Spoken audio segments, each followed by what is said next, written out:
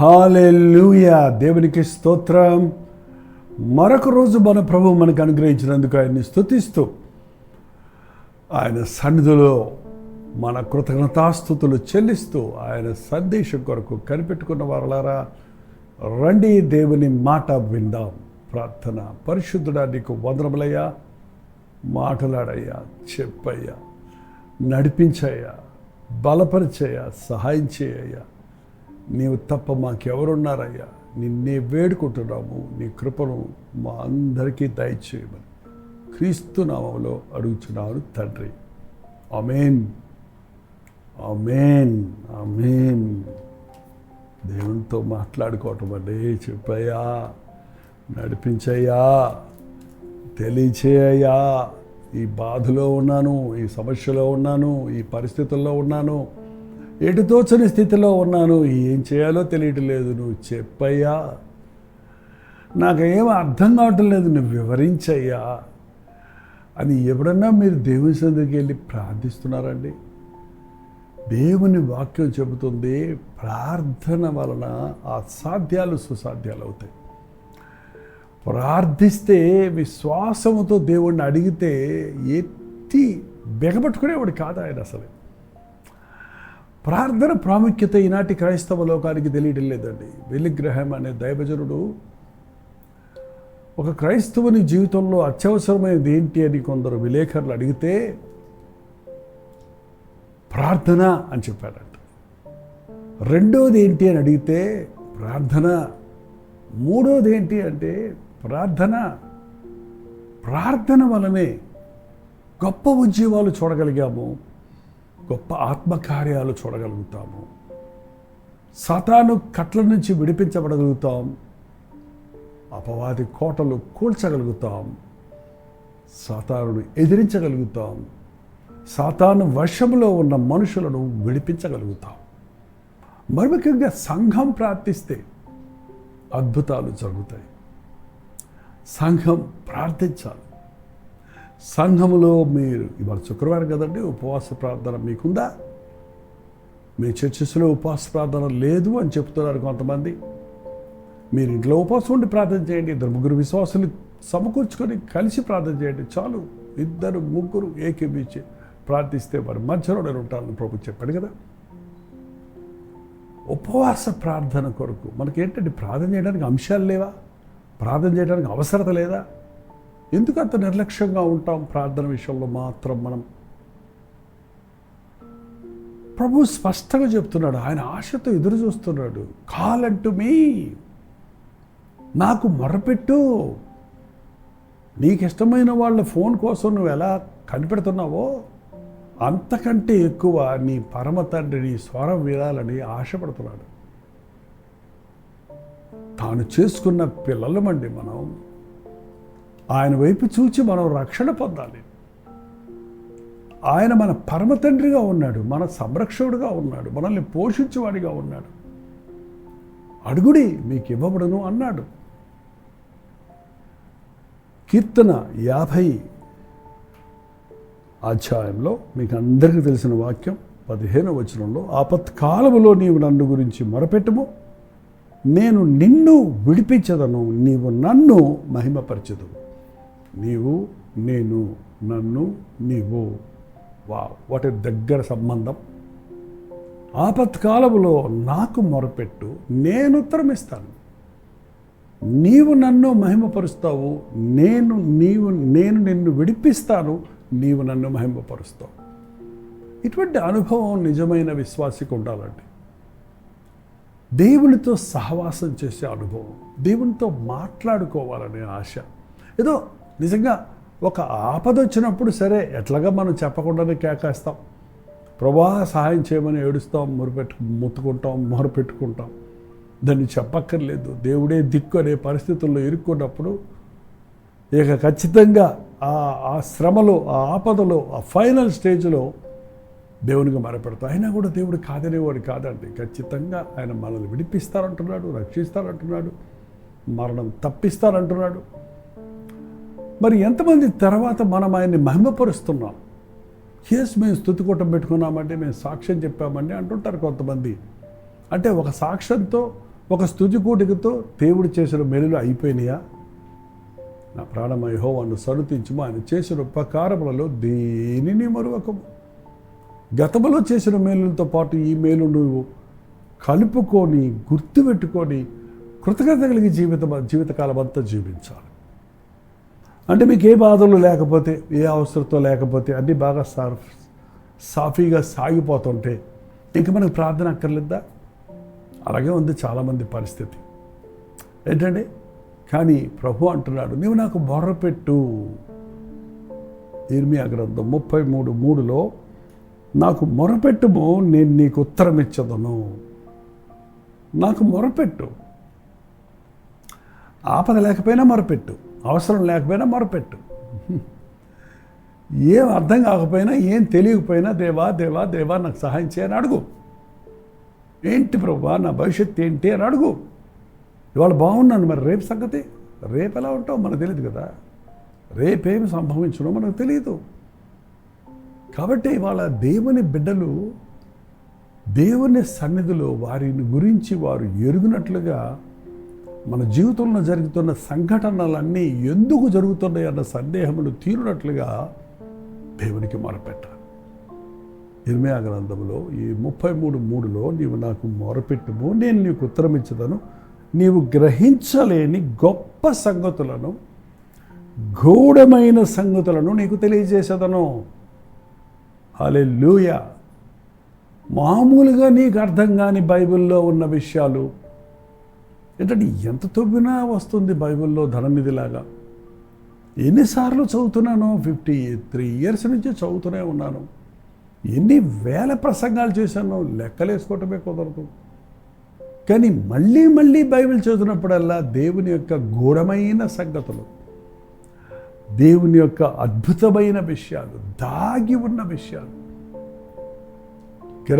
మామూలుగా గ్రహించలేనటువంటి విషయాలు పరిశుద్ధాత్మ ద్వారా బయలుపరుస్తానంటున్నాడు. హల్లెలూయా. చదవండి మీ బైబిల్ని.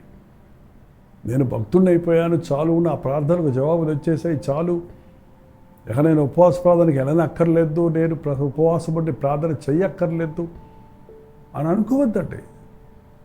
దేవుడితో స్నేహం చెయ్యండి. మనుషులతో కలిసి మాట్లాడుకుందాం రా, బతకాని వేద్దాం రా అని వెళ్తుంటారు కదా ఫ్రెండ్స్. ఏం మాట్లాడుకుంటారు? సరదాగా ఏంటేంటో మాట్లాడుకుంటారు. వాళ్ళ సంగతులు వీళ్ళ సంగతులు మాట్లాడుకుంటారు. సబకబారు లోక సంబంధమైన మాటలే మాట్లాడుకుంటారు.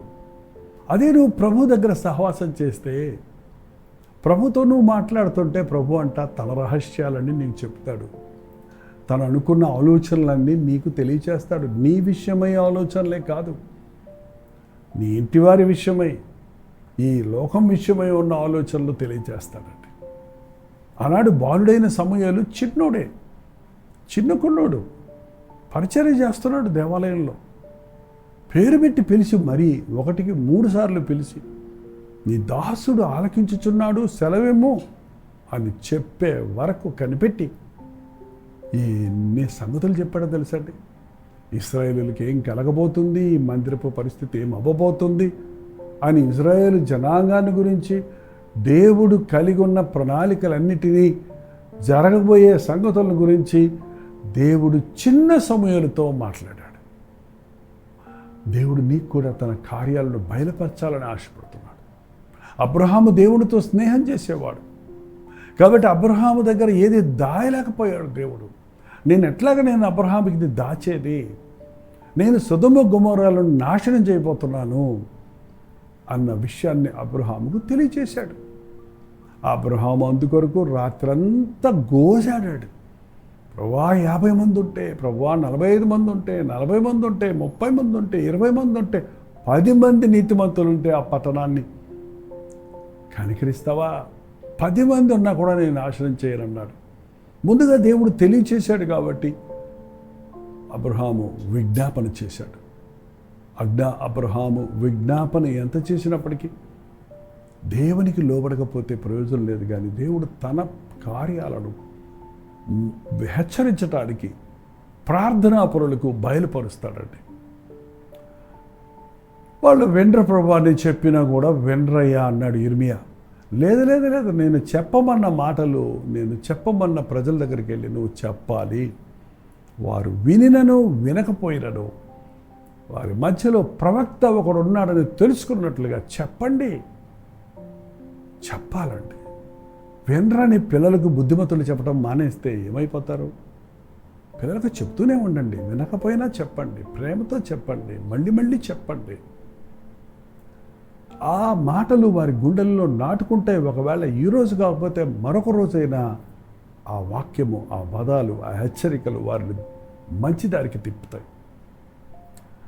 చేయటం లేదు, ఎందుకు చెప్పాలి అనుకుంటున్నామే కానీ ఒక సమయం వచ్చేటప్పటికీ ఆ విన్న మాటలు వారి గుండెల్లో పొడుచుకుంటున్నప్పుడు, వారి మనస్సాక్షి గద్దిస్తున్నప్పుడు వారు ప్రవీణులు అవటం అనేది నేను చాలాసార్లు చాలామందిలో చూశాను. దేవుని సేవకుడు గద్దించాలి. గద్దిస్తే వినరే, వినకపోయినా గద్దింపులు, హెచ్చరికలు ఈనాటి క్రైస్తవులకు చాలా అవసరపడ్డాయి. తీయటి గులాబ్ జామ్ తింటాం కాదండి, మంచి కారకారమైన మన గుండెల్లో గుచ్చుకునేటువంటి హెచ్చరికలు, గద్దింపులు మన బుద్ధిమతులు తెలుసుకునేటట్టుగా రావాలి. ఎంతమంది ఈరోజు దేవునికి మొరపెట్టుకుంటున్నారు? ఒక తండ్రిగా దేవుడికి మొరపెడితే కదా దేవుని ప్రణాళికలు నీ బిడ్డల పట్ల ఏమై ఉన్నావని వారికి తెలియజేయడానికి అవకాశం ఉంటుంది. ఒక తల్లిగా నీవు దేవునికి మొరపెట్టి ప్రార్థిస్తే కదా నీ బిడ్డల పట్ల దేవుని గొప్పతలంపులేంటని నీవు ఎరగటానికి, వారిని నీ బిడ్డలకు బోధించడానికి అవకాశం ఉంటుంది. ఈ రోజున తల్లిదండ్రులు ప్రార్థించడం లేదు, బిడ్డలు దౌర్భాగ్యులైపోతున్నారు. దైవజనులు ప్రార్థించడం లేదు, చెప్పిన ప్రసంగాలే చెప్పుకుంటూ, చెప్పిన మాటలే చెప్తుంటే ఎవరింటారండి? ఎవరికి ఏ మేలు చేస్తుంది? వల్లించే మాటలు కావండి. దేవుని వాక్యం రెండంచెల ఖడ్గం వంటిది. అది హృదయాంతరేంద్రియాల్లో జొరబడి ప్రతి తలంపును, ప్రతి ఆలోచనను కూడా సరిచేస్తుంది, వేరు చేస్తుంది. ఇవాళ దేవుని వాక్యం విన్న తర్వాత నేనేమి చేస్తానని పశ్చాత్తాపడేవారు లేక చప్పట్లు కొట్టిపోయేవారిగా ఉంటే వల్ల ప్రయోజనమే ఉందండి. చాలా బాగా చెప్పారు అని సేవకుడు అనటం వల్ల ప్రయోజనమేముంది? నా హృదయ అవసరత తీరింది, నా గురించి చెప్పారు, నాతో దేవుడు మాట్లాడాడు, దేవుడు నన్ను సరిచేశాడని నువ్వు పశ్చాత్తాపడ్డప్పుడు పరిశుద్ధాత్మని కార్యాలు నీ జీవితంలో చూడగలుగుతావు. ఎంతమంది ఈ రోజున దేవునికి మొరపెడుతున్నారు? సింపుల్ ప్రేయర్ కాదండి మొరపెడతామంటే. బహిరంగంగా చేసే ప్రార్థనలు క్లుప్తంగానే ఉండాలి, కానీ ఒంటరిగా గోజాడటం నేర్చుకోవాలి. ఒకవేళ చెప్పిన పదాలే చెప్తున్నప్పటికీ, అడిగిందే అడుగుతున్నప్పటికీ మొర్రపెట్టుకుంటూ దేవా నాకు ఇది చెయ్యి, ఇది చెయ్యి, ఇది చెయ్యి అని పట్టుదలతో ప్రార్థించినప్పుడు అద్భుతాలు మనం చూడగలుగుతాం. యేసు ప్రభు బహిరంగంగా క్లుప్తమైన ప్రార్థనలు చేసేవాడు, కానీ ఒంటరిగా రాత్రంతా ప్రార్థనలో గడిపేవాడు. వ్యక్తిగత ప్రార్థన మీకుందా? ప్రతి ఉదయం లేచినట్నే అనుదిన ధ్యానం వీక్షిస్తున్నారో లేదో నాకు తెలియదు, కానీ దేవుని ముఖవర్చస్సు కొరకు మోకాళ్ళ మీద పడి ఆయన్ని సన్నిధి కొరకు వెతుకుతున్నారా? లేచిందే ప్రభువా ఈరోజు నీ కృప నాకు దయచేయి అని వేడుకొని దినచర్యను ప్రారంభిస్తున్నారా? నాకు మొరపెట్టు, నేను విడిపిస్తా, నాకు మొరపెట్టు, నీవు గ్రహించలేని గూఢమైన సంగతులను, నీకు మామూలుగా అర్థం కానటువంటి రహస్యాలను, జరగబోయే విషయాలను, అర్థం కాని విషయాల వివరణను నీకు తెలియజేస్తానంటున్నాడు. నీ అనుమానాలన్నిటికీ విడుదల, పరిష్కారం ప్రభు సన్నిధిలోనే ఉంది. ఎప్పటికప్పుడు ప్రార్థించుకోండి. ఉపవాస ప్రార్థనకు మందిరాలకు వెళ్ళండి, దేవుని బిడ్డలతో కలిసి ప్రార్థించండి. దేవుని ప్రణాళికలు సంఘం పట్ల, ప్రపంచవ్యాప్తముగా ఉన్న క్రైస్తవ్యం పట్ల జరగవలసిన పని ఎంతో ఉంది. ఇంకా ఎరగవలసిన వారు ఎందరో ఉన్నారు, క్రీస్తుని బడవలసిన వారు ఎందరో ఉన్నారు. వారి గురించిన భారం మనకు కలగాలంటే ప్రభు ఇచ్చే ప్రత్యక్షతలను మనం పొందాలి. ప్రార్థన. పరిశుద్ధుడ, ప్రేమగల తండ్రి, ఎవరెవరు ఎక్కడెక్కడి నుంచి మాటలు వింటున్నారో మా జీవితంలో నీకు మొరపెట్టుకునే వారిగా ఉండడానికి సహాయం చేయి. మా ఆపదల్లో మొరపెడితే విడిపిస్తానన్నావు. నీ విడుదల పొందిన మేము నిన్ను మహిమపరచడానికి, నీకు మొరపెడితే మాకు అర్థం కాని మాకు తెలియని గూఢమైన రహస్యమైన సంగతులను తండ్రి నీవు బయలుపరుస్తానన్నావు. నీ అద్భుతాలను నీ మనస్సును ఎరుగునట్లుగా, నీ చిత్తమును ఎరుగునట్లుగా నీ సన్నిధిలో గంటల తరబడి మొరపెట్టుకునే ప్రార్థనాత్మను విశ్వాసాలు అనబడే మా అందరికీ నీ దయచేయమని క్రీస్తు నామములో అడుగుచున్నాను తండ్రి. ఆమేన్. మన తండ్రి అయిన దేవుని యొక్క ప్రేమయు, కుమారుడైన క్రీస్తు యొక్క కృపయు, ఆదరణకర్త అయిన పరిశుద్ధాత్మ యొక్క సహవాసము కూడి వచ్చిన మనందరికీ ఇప్పుడును సదాకాలమును తోడై ఉండును గాక. ఆమేన్. దేవుని స్తోత్రం. మీరు ఎక్కడెక్కడి నుంచి వీక్షిస్తున్నారో మీ పేరు, ఊరు కామెంట్ సెక్షన్లోకి వచ్చి టైప్ చేయండి. నిజంగా మీరు ఆశీర్వదించబడితే లైక్ బటన్ నొక్కండి. ఎవరికైనా షేర్ చేయండి, వారు కూడా విని మేలు పొందుతారు. అలాగే మీ ప్రార్థనా వసతుల భారాలు 954041 నెంబర్కి, మీరు ఇతర దేశాల్లో ఉంటే 91001008 నెంబర్కి ఒక టెక్స్ట్ లేక వాయిస్ మెసేజ్ ద్వారా వాట్సాప్ పెట్టండి. మీ పక్షంలో ప్రార్థిస్తున్నాం. తప్పక దేవుడు మనకు జవాబులు ఇస్తాడు. దేవుని మహాకృప వలన తెలుగు, తమిళ, హిందీ, మలయాళం, బెంగాలీ, ఒరియా 6 భాషల్లో కలబడి దర్శనం అనే టీవీ ప్రోగ్రామ్స్ కూడా కంటిన్యూ చేస్తున్నాం. ఇంకా ఎందరో టీవీ ప్రోగ్రామ్స్ చూస్తూ మేలు పొందుతున్నామని అక్కడక్కడికి మేము మీటింగ్స్కి వెళ్ళినప్పుడు సాక్ష్యాలు చెప్తున్నారు. సోషల్ మీడియా ఇంతగా ఉన్నప్పటికీ అందరికీ అందుబాటులో లేదని, 50% ఆఫ్ ఇండియన్స్కి ఇంకా స్మార్ట్ ఫోన్స్ లేవని, ఇంటర్నెట్ లేదని తెలుస్తూ ఉంది.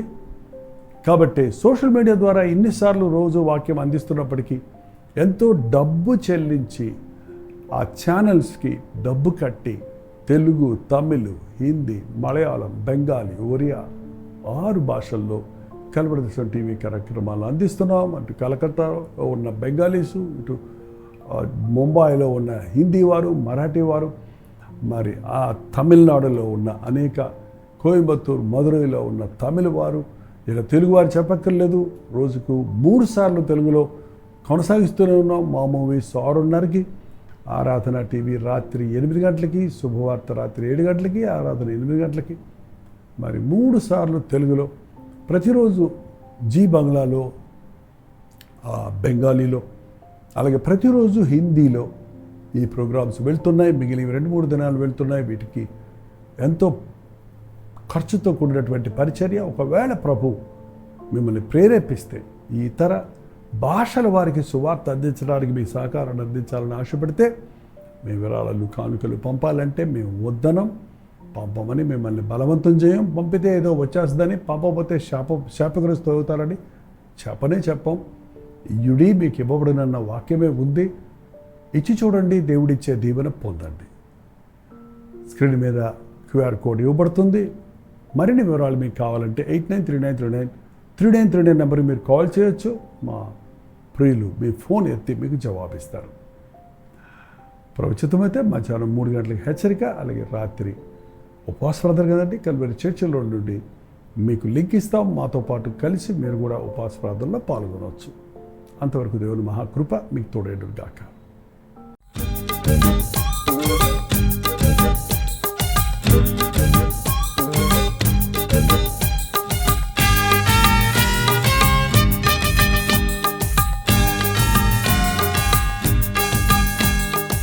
హల్లెలూయా. దోహా పరిసర ప్రాంతాల్లో ఉన్న వారికి శుభవార్త. ప్రభుత్వమైతే ఈ నెల నవంబర్ నెల 26, 27 తారీఖుల్లో 2 దినములు ప్రత్యేకమైన సువార్త కూడికలను ఖతర్ దేశంలో ఉన్న దోహాలో ఏర్పాటు చేస్తున్నాం. అక్కడ ఉన్నటువంటి దైవజనులు ఈ మీటింగులు ఏర్పాటు చేయడం జరుగుతుంది. మిమ్మల్ని అందరినీ ఈ మీటింగులకు ప్రేమతో ఆహ్వానిస్తున్నాం. దోహా పరిసర ప్రాంతాల్లో ఉన్న వారందరూ మిమ్మల్ని ముఖాముఖిగా చూడడానికి, మీకోసం వ్యక్తిగతంగా ప్రార్థించడానికి చెన్నై నుంచి మేము దోహా వస్తున్నాం. అనుదిన ధ్యానం ద్వారా దేవుని వాక్యాన్ని వింటూ మేలు పొందుతున్న మీరు రండి. మనందరం కలిసి ప్రభువును ఆరాధిద్దాం, గొప్ప ఉద్యమాన్ని చూద్దాం. గుర్తుపెట్టుకోండి, నవంబర్ 26వ తారీఖు 7 గంటల నుండి 10 గంటల వరకు, అలాగే నవంబర్ 27వ తారీఖు 7 గంటల నుంచి 10 గంటల వరకు ఒకే స్థలంలో ఈ 2 దినాల మీటింగ్లు జరుగుతున్నాయి. రండి. చిరునామా గమనించండి. Cana hall, religious complex, Anglican centre, Abu Hamour, Doha. ఈ విషయం మీకు ఇంకా వివరాలు కావాలంటే క్రింద ఇవ్వబడినటువంటి ఫోన్ నెంబర్స్కు మీరు వాట్సాప్ ద్వారా కాంటాక్ట్ చేయండి, లేక ఫోన్ చేసి వివరాలు తెలుసుకోండి. రండి. ప్రతి అనారోగ్యం నుండి విడిపించబడినట్లు, ప్రతి బాధ నుండి, శ్రమ నుండి తప్పించబడినట్లు, ప్రభు తన గాయపడ హస్తంతో మనల్ని ముట్టి ఉజ్జీవించినట్లు దేవుని అద్భుత కార్యాలను అనుభవిద్దాం. రండి, పాల్గొనండి, దైవాశీస్సులు పొందండి.